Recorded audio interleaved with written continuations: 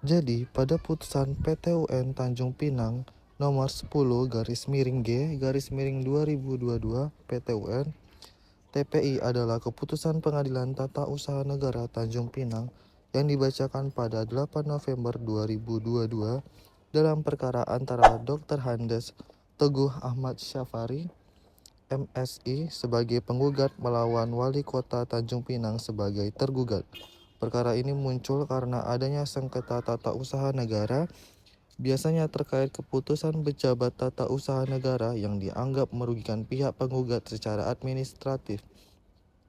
PT UN berwenang mengadili sengketa yang bersifat administratif dan keputusan pejabat pemerintah yang dianggap melanggar hukum atau merugikan hak seseorang atau badan hukum. Singkatnya, putusan ini ada karena adanya gugatan dari Dr. Handes Teguh Ahmad Syafari terhadap keputusan Wali Kota Tanjung Pinang yang dianggap merugikan secara administratif dan menjadi objek sengketa di PT UN Tanjung Pinang. Untuk selanjutnya akan dibahas lebih lanjut di latar belakang oleh Noval Damananda. Sebelum masuk, saya ingin memperkenalkan beberapa anggota saya dulu. Anggota saya itu terdiri dari 5 orang. Yang pertama itu Siti Alawiyah 2451017, Biu Tiara 2451010, Imelda 2451076, dan Hafiz 2451182. Sebelum masuk ke dalam kasus ini, kita akan membahas beberapa latar belakangnya dulu. Jadi latar belakangnya itu sengketa ini berawal dari ketika Dr. Teguh Ahmad Syafari yang pada saat itu menjabat sebagai Kepala Dinas Pemberdayaan Masyarakat Desa Kependudukan dan Catatan Sipil Kota Tanjung Pinang diberhentikan dari jabatannya oleh Wali Kota Tanjung Pinang melalui surat keputusan Wali Kota nomor KPTS 8212/15/2023. Dr. Teguh menilai keputusan tersebut tidak sesuai dengan prosedur hukum dan melanggar haknya sebagai pejabat ASN. Ia kemudian menggugat keputusan tersebut ke Pengadilan Tata Usaha Negara PT UN Tanjung Pinang dengan alasan bahwa mutasi atau rotasi jabatan dilakukan tanpa alasan yang sah dan tidak melalui mekanisme yang transparan serta akuntabel. Sengketa ini mencerminkan persoalan tata kelola pemerintahan daerah, khususnya dalam pengangkatan dan pemberhentian dan rotasi penjabatan struktural. Nah, jadi para pihak dan objek sengketa di sini yaitu yang tergugatnya itu Wali Kota Tanjung Pinang yang dimana dia melemparkan surat keputusan tersebut, dan penggugatnya itu ialah Dr. Teguh Ahmad Syafari, dan objek sengketa di sini merupakan surat keputusan Wali Kota Tanjung Pinang tentang mutasi dan rotasi jabatan Dr. Teguh Ahmad Syafari dari jabatan sebelumnya sebagai jabatan struktural. Jenis objek dari objek sengketa ini merupakan surat keputusan Wali Kota Tanjung Pinang nomor 226 tahun 2022 tertanggal 5 April 2022. Keputusan tersebut mengangkat penggugat Dr. Teguh Ahmad Syafari dari jabatan sekretaris daerah menjadi staf ahli bidang pemerintah, hukum, dan politik. Penggugat menilai bahwa keputusan tersebut merugikan kedudukannya serta secara administratif dan tidak mencerminkan hasil uji kompetensi yang ia jalani. Selanjutnya akan dilanjutkan oleh rekan saya. Menjelaskan tentang kualifikasi objek dan sengketa, di mana surat keputusan wali kota ini dikualifikasikan sebagai keputusan tata usaha negara, yaitu yang sering disebut dengan ketun, karena telah memenuhi unsur-unsur ketun sebagaimana diatur dalam pasal 1 angka 9 Undang-Undang Nomor 5 Tahun 1986 tentang ketun, yakni keputusan tersebut bersifat tertulis dikeluarkan oleh pejabat tun, berisi penetapan hukum yang bersifat konkret, individual, dan final, serta menimbulkan akibat hukum bagi penggugat. Oleh karena itu, objek gugatan dapat dinilai secara formil. Kemudian di sini ada kronologi sengketa dan deposita. Pada Februari 2022 dilakukan uji kompetensi jabatan untuk rotasi dan mutasi pejabat pimpinan tinggi Pratama. Penggugat mengikuti uji kompetensi dan memperoleh nilai tertinggi dari seluruh peserta.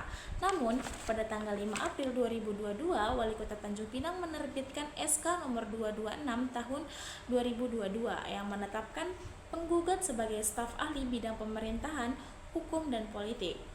Penggugat merasa bahwa penetapannya tersebut tidak mencerminkan hasil uji kompetensi dan tidak profesional terhadap jabatan sebelumnya sebagai sekretaris daerah. Penggugat juga menyatakan bahwa pemindahan tersebut tidak disertai alasan yang jelas dan tidak mempertimbangkan rekam jejak serta integritas yang telah dibuktikan. yang menilai tindakan tergugat melanggar prinsip meritokrasi dan asas transparansi, serta mereduksi hak ASN dalam mendapatkan pengakuan atas kinerja dan kapabilitasnya. Selain itu, menurut penggugat, tindakan tergugat tidak mencerminkan asas-asas umum pemerintahan yang baik, khususnya asas keadilan, proporsionalitas, dan akuntabilitas.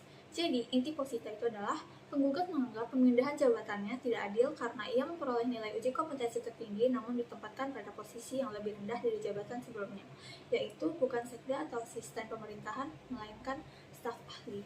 Lalu, untuk upaya administratif sebelum gugatan, yaitu sebelum mengajukan gugatan ke PT UN, penggugat telah menempuh upaya administratif dengan mengajukan keberatan secara tertulis kepada tergugat.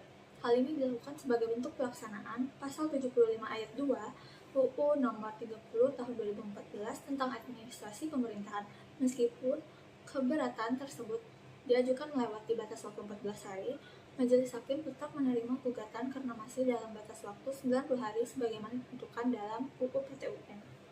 Sanksi terhadap penggugat. Majelis hakim tidak menjatuhkan sanksi kepada tergugat karena seluruh dalil gugatan penggugat dinyatakan tidak terbukti. Keputusan wali kota dianggap telah memenuhi ketentuan hukum yang berlaku, maka tidak terdapat bentuk pelanggaran administratif yang dikenakan sanksi.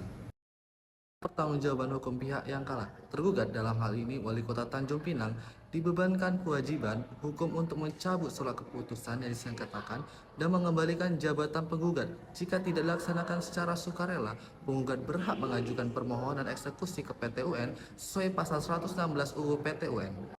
Petitum penggugat menyatakan batal atau tidak sah keputusan Wali Kota Tanjung Pinang nomor 226 tahun 2022 memerintahkan tergugat untuk mengangkat kembali penggugat ke jabatan yang sesuai dengan hasil uji kompetensi, yaitu sekretaris daerah atau asisten pemerintahan, memulihkan hak-hak administrasi penggugat. Namun demikian, petitum ini seluruhnya ditolak oleh majelis hakim karena tidak terbukti adanya pelanggaran hukum oleh tergugat. Di sini saya akan menjelaskan tentang pertimbangan hakim. Hakim menilai objek sengketa berupa surat keputusan wali kota yang bersifat konkret, individual, dan final sehingga memenuhi syarat sebagai tindakan tata usaha negara yang dapat digugat di PT UN. Hakim mempertimbangkan bahwa penggugat telah menempuh upaya administratif keberatan yang tidak dijawab oleh wali kota sehingga gugatan dianggap sah dan dapat diterima. Hakim menilai adanya kerugian material dan juga moral yang dialami penggugat akibat keputusan wali kota yang tidak sesuai dengan ketentuan manajemen ASN dan PP terkait mutasi jabatan.